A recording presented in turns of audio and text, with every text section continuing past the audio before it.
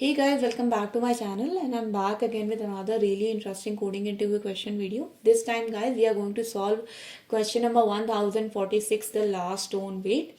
Before I start with the problem statement guys, just want to request you that if you have not yet subscribed to my channel, then please do subscribe and hit the bell icon for future notifications of more such programming and coding related videos. And let's get started. So basically guys, the problem statement says that we are given basically an array of stones, and each value in the array is the weight of the stone.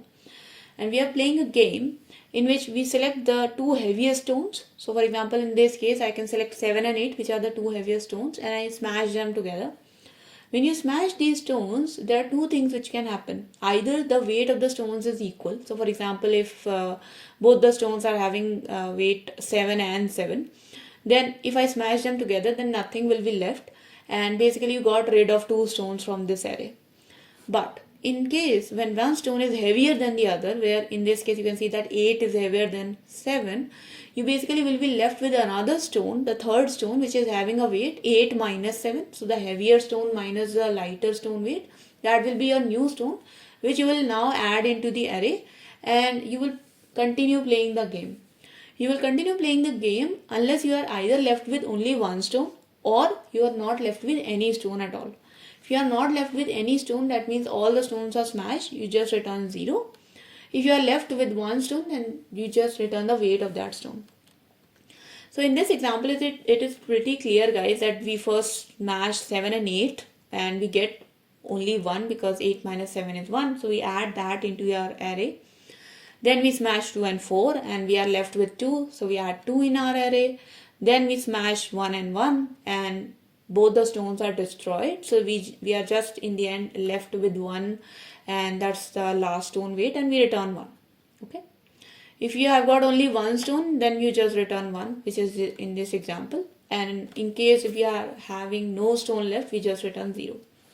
The constraints are that the length of the stones, that means the length of the array, goes from 1 to 30 and the weight can go from 1 to 1000.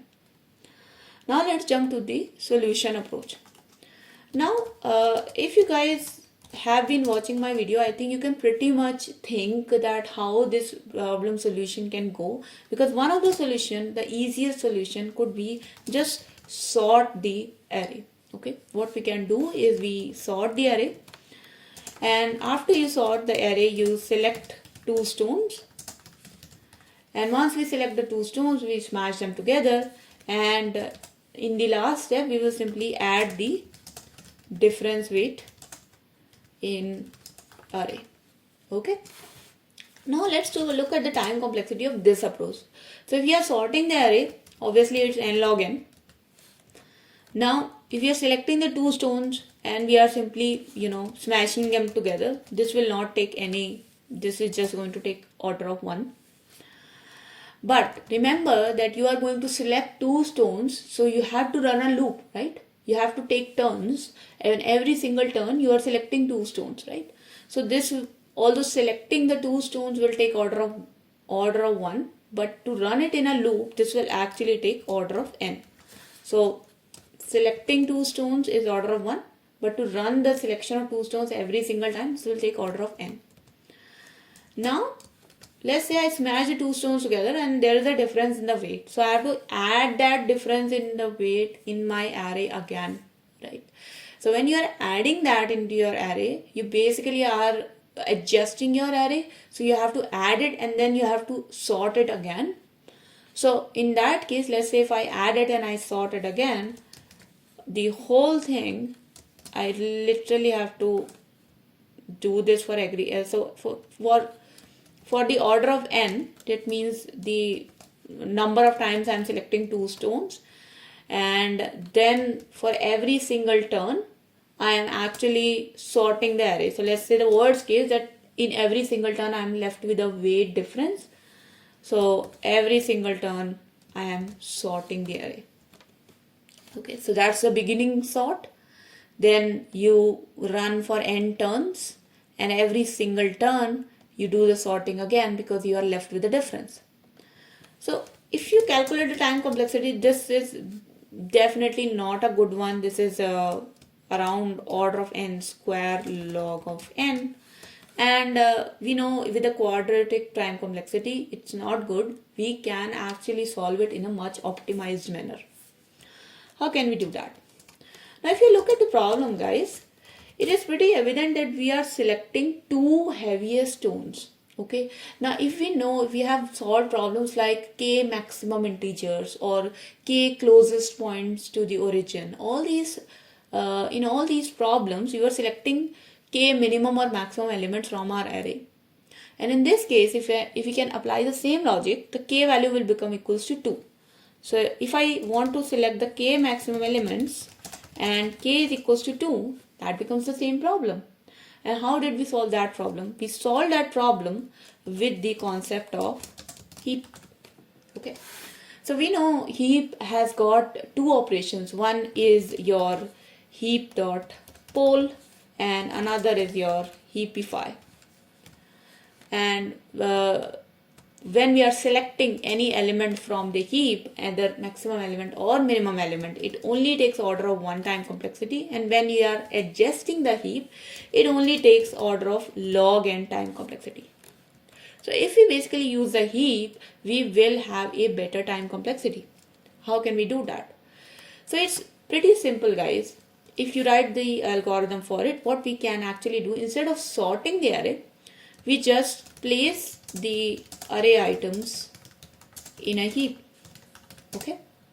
When you're placing all the items in a heap, then we basically run a loop and pick the two heaviest elements one by one.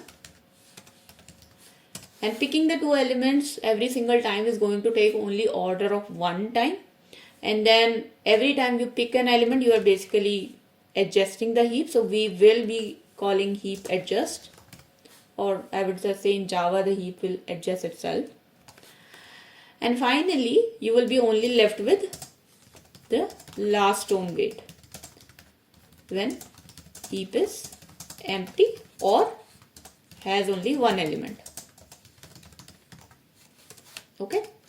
Now, if we start analyzing the time complexity of this algorithm, it's pretty straightforward. So first, we are running one loop, which is order of n, and we are placing all the elements in a heap.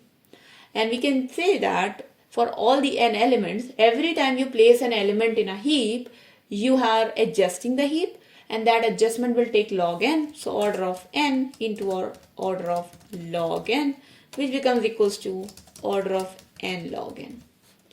Then we again run a loop for every single element, and that loop will take order of n. Then every single element, we are taking the element and we are smashing it together, and then we are having a difference in weight and we are adding it into the heap.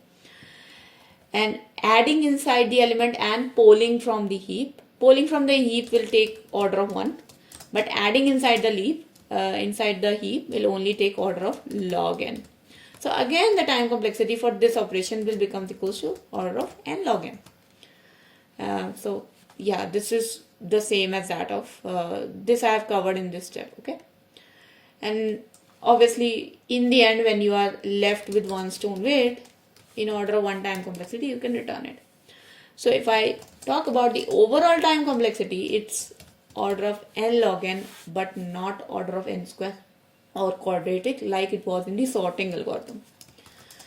But if we talk about the space complexity, guys, then space complexity in this case definitely is order of n, because you are putting all the stones inside a heap. Whereas in the sorting algorithm, you are not actually putting all the elements inside any other data structure. So that's one trade-off with sorting, that your time complexity order definitely is higher, but your space complexity is less, which is order of 1. But I think we are ready to take that trade-off because it will make our solution much better. Okay. So let's jump to the solution part. Now we know that we are designing a heap, and in Java, if you are creating a min heap or a max heap, we basically use a priority queue. So I'm just going to create a priority queue of integer here, and that will become my heap new priority queue. Now inside this queue, I have to make sure that this is a max heap. So n1 comma n2, and in this case the value will be n1 minus n2. This will now return as a max heap.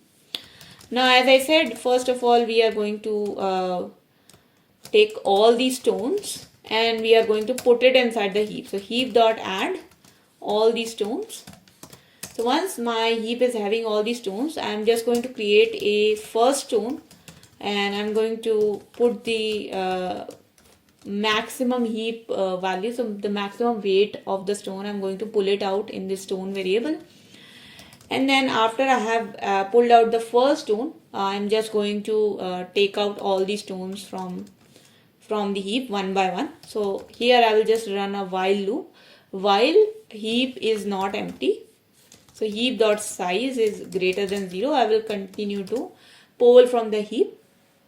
Now here we have first already pulled out the first stone and we know inside the while loop that it is not empty. So let's create a difference variable, and this difference variable will be the maximum stone, so the heaviest stone, minus the next stone in the heap. So heap dot poll, so I'm going to poll it again, and the second heaviest stone will be subtracted from the first heaviest stone, and there will be this difference. Now if this difference is equals to 0, so if this difference is equals to 0, we don't actually do anything. But if this difference is actually not equals to 0, then inside our heap we will simply add it. So heap dot add this difference.